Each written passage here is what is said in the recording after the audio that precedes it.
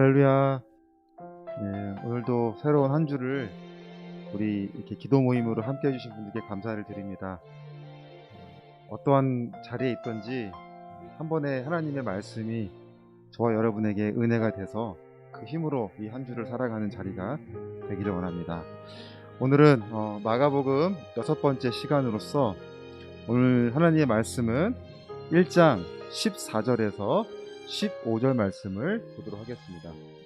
마가복음 1장 14절에서 15절 말씀입니다.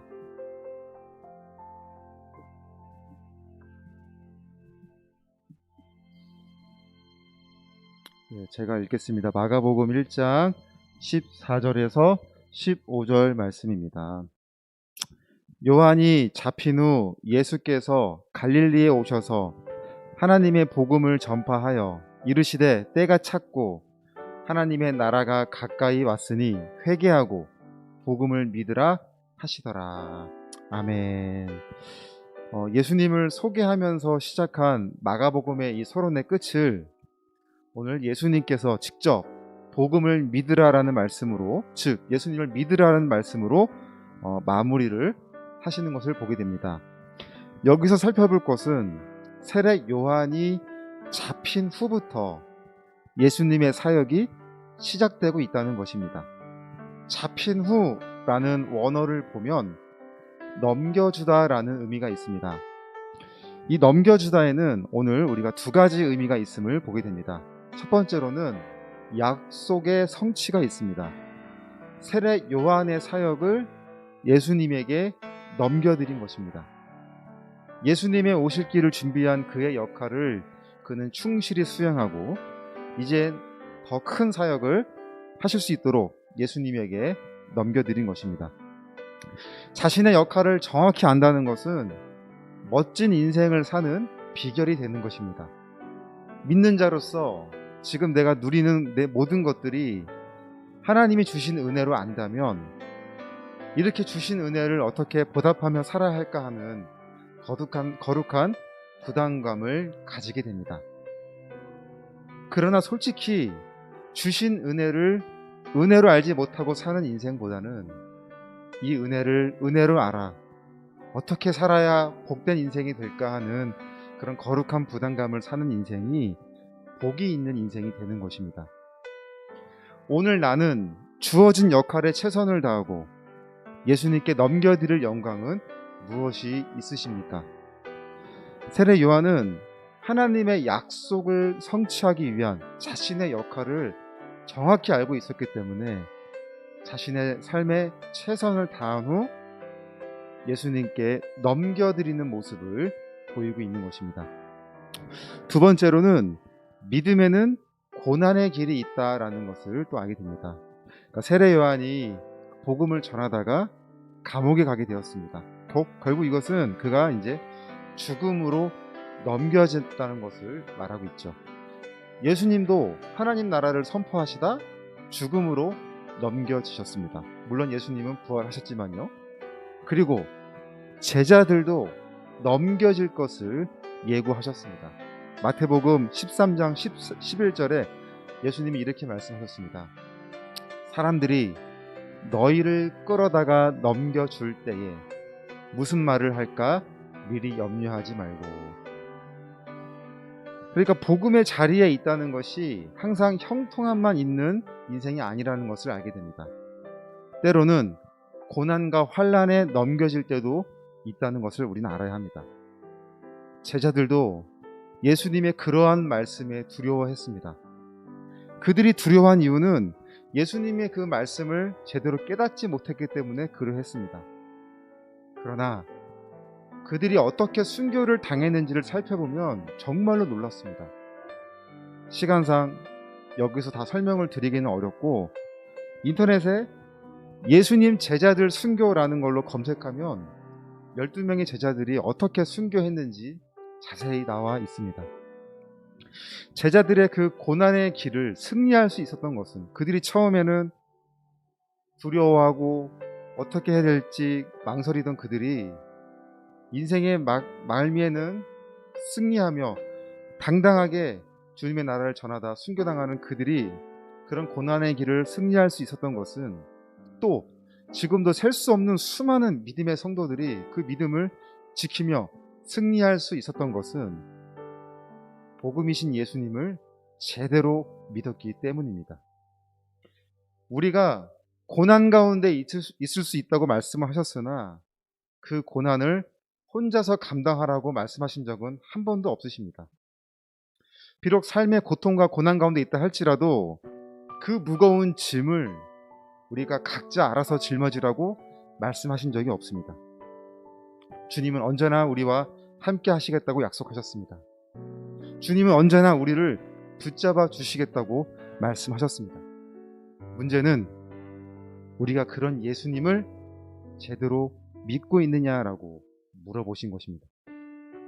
오늘 마가복음 15절을 계속해서 보면 이르시되 때가 찼고 하나님의 나라가 가까이 왔으니 회개하고 복음을 믿으라 하시더라 라고 하셨습니다.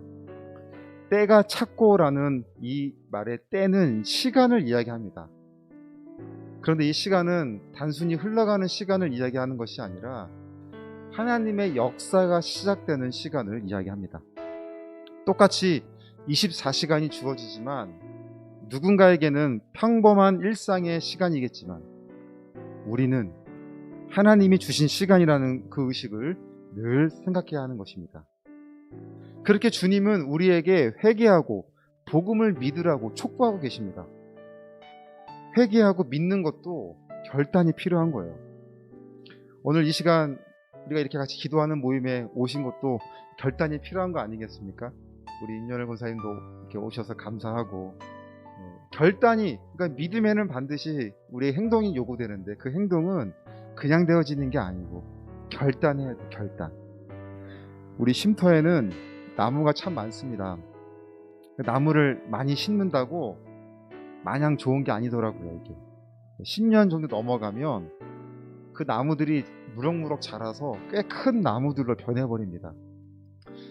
그래서 조경을 꾸준히 하면서 그 나무들을 가꿨어야 하는데, 그 나무들 처음에 작은 나무들 심어놓고 그 보는 거 좋아하기만 했지 그 나무들이 이렇게 자랄 거는 생각을 미처 못한 거죠. 그것도 조경도 역시 전문가의 손길이 필요한 겁니다.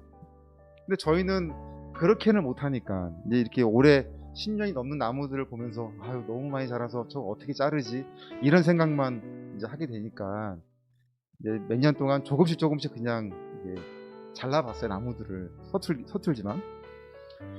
근데 이제 그걸로도 한계가 있어서 이번에는 좀 각오를 하고, 우리 지금 7년이 넘도록 쉼터에 섬겨주시는 우리 최병진 집사님이 계시는데, 지지난주 토요일 날 우리 집사님하고 그 나무 자르는 걸 보면서 우리 최병진 집사님이 어떻게 그렇게 꾸준한 그런 또 섬김이 있으시고 그렇게 믿음의 성품을, 어떤 성품을 가지고 있는지를 제가 이렇게 나무 자르는 걸 보고 알 수 있었어요. 어떻게 제가 말씀을 드렸냐면, 집사님 이렇게 잘라도 될까 싶을 정도로 나무를 잘라주세요 라고 했거든요. 그러니까 집사님 나무를 자르시는데 이 정도 잘라도 될까 싶은 마음을 가지고 과감하게 잘라달라고 제가 부탁을 드렸어요. 제가 이렇게 잘라도 될까 싶을 정도로 잘라달라고 한 제가 집사님이 자른 걸 보고 제가 움찔움찔 놀란 거예요. 너무 과감하게 잘라주셔가지고. 그래서 그렇게 하니까 나무가 이렇게 쫙 해서 되게 깔끔해졌어요. 어느 시점에서는 우리가 과감할 필요가 있다는 거예요. 그러니까 어설프게 자르면 그 나무가 더 금방 크게 자랍니다. 자른 만큼. 자연의 섭리겠죠. 그래서 과감한 결단이 이 조경에는 필요한 것입니다. 그러니까 우리 집사님의 그 결단력을 보면서 그러한 믿음의 결단력이 있으시겠구나라는 생각을 해보게 되었어요. 오늘 우리에게 필요한 그 믿음은 뭐냐면 결단력이 있는 믿음이 아닌가라는 생각을 해보게 됩니다. 어영부영하다가는 아무런 일도 일어나지 않을 뿐더러 금방 예전의 모습으로 돌아가게 되어 있습니다. 완전히 과감하게 이렇게 잘라도 될까 싶을 정도로 잘라야 돌아가지 않고 주님 앞에 새롭게 접목된 우리로서는 새로운 모습의 형태로 자라날 수 있는 거예요. 어영부영하다가는 아무것도 우리 역사에 일어나지 않아요. 죄인의 모습에 늘 허덕이며 늘 그렇게 살아가는 인생이 될 수밖에 없을 것입니다. 그래서 오늘 본문에서 보면 예수님께서 회개하고 복음을 믿으라고 하셨어요. 회개도 믿음이 있어야 할 수 있는 거잖아요. 그러니까 이미 이 회개의 전제는 믿음의 전제 조건인데 예수님이 회개도 믿음으로 하지만 또 복음을 믿으라고 두 번이나 강조하는 이 주님의 마음이 오늘 우리에게 어떻게 지금 주님의 마음이 있는지를 우리가 생각해 볼 필요가 있는 거죠. 회개의 주체가 예수님인데 그 믿음으로 회개를 하되 진짜 주님, 복음이신 주님을 믿으라고 오늘 주님은 다시 한번 우리에게 이렇게 촉구하고 있는 장면입니다. 사랑하는 우리 동역자 여러분, 한 주간도 저와 여러분의 삶 속에 믿음으로 승리하는 은혜가 있기를 간절히 부탁을 드립니다. 아멘. 자, 오늘 또 우리 두 번째 기도문을 제가 읽겠습니다. 그래서 계속 월수금의 기도 주제가 이제 월요일은 우리가 말씀으로 다시 한번 기도하고 수요일은 우리 메트로 병원을 위해서 또 세 번째는 금요일은 우리 동역자분들을 위해서 같이 이렇게 중보 기도하는 시간을 갖겠습니다. 제가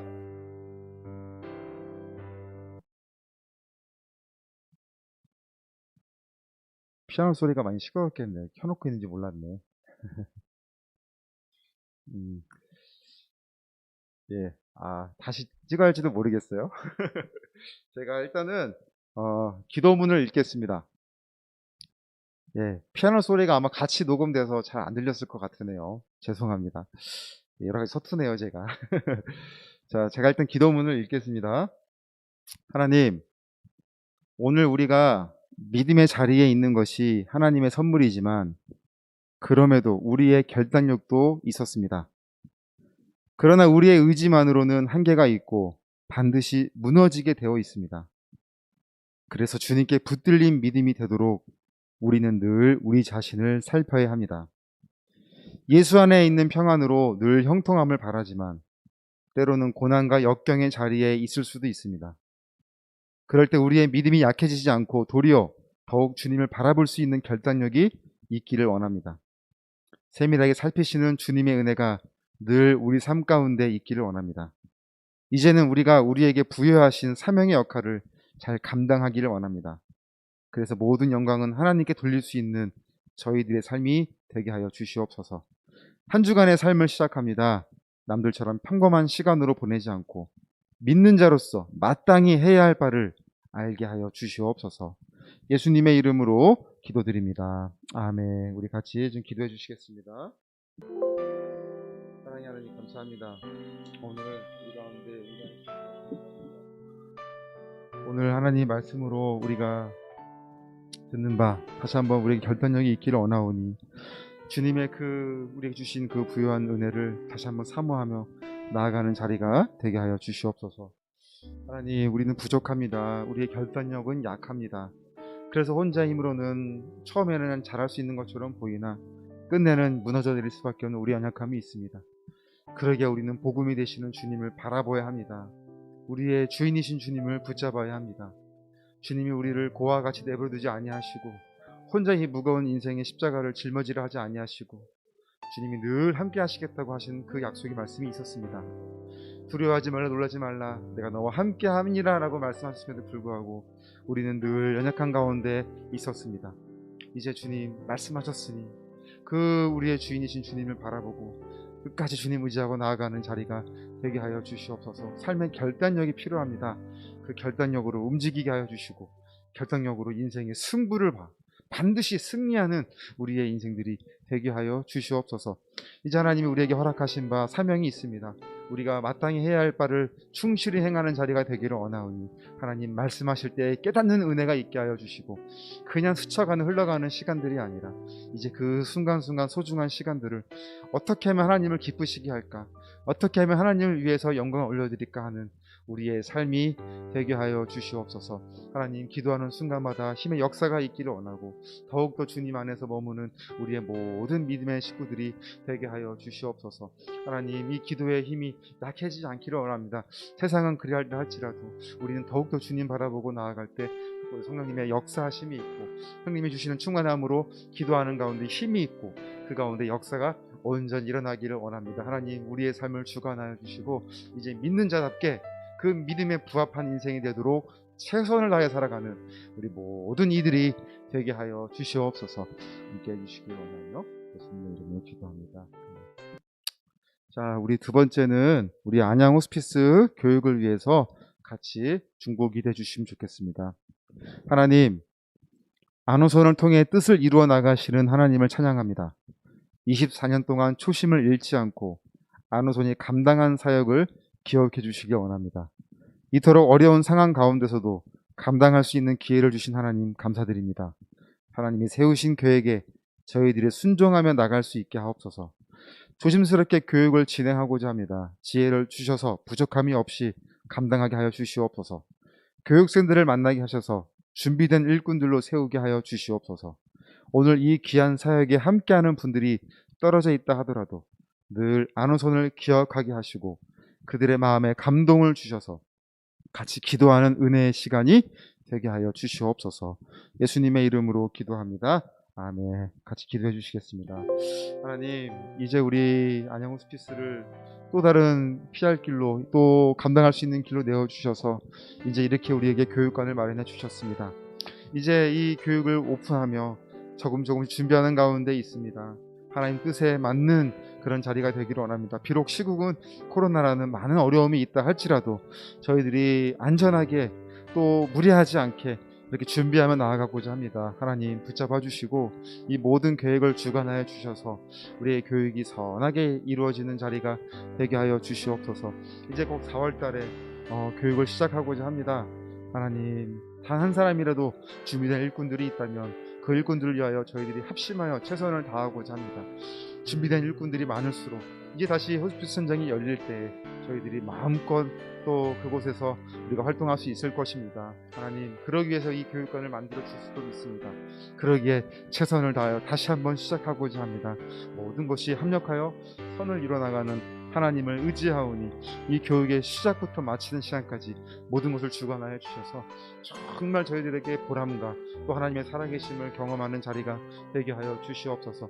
교육을 위하여 또 교육에 관심이 있는 분들을 알려주는 은혜가 있기를 원하고 많이 이 시간들이 전해져서 정말 이 어려울 때 이웃을 사랑하는 마음, 연약한 자들을 도와주고자 하는 그런 따뜻한 마음을 가지고 있는 자들 많이 만나게 하여 주셔서 그들과 함께 더욱더 새로운 사역으로 우리가 힘차게 나아가는 이런 교육의 과정들이 되게 하여 주시옵소서. 하나님 영광 받아 주시옵소서. 우리의 삶을 기억해 주시고 더욱더 복된 자리가 되게 하여 주시옵소서. 예수님의 이름으로 기도합니다. 사랑의 하나님, 이 한 주일의 시작을 또 우리 같이 기도 모임을 시작합니다. 기도에 힘이 있게 해주시고 이 기도가 하나님 앞에 상달되어 하나님의 역사가 이루어지는 것을 우리가 경험케 하여 주시옵소서. 기도하지 않은 것도 응답해 주실 줄을 믿고 이후의 모든 과정도 하나님 함께 해주시기를 원하며 이 모든 말씀 예수님의 이름으로 간절히 기도드립니다. 아멘. 우리 하나님께 감사와 영광의 박수로 예배를 마칩니다. 수고하셨습니다.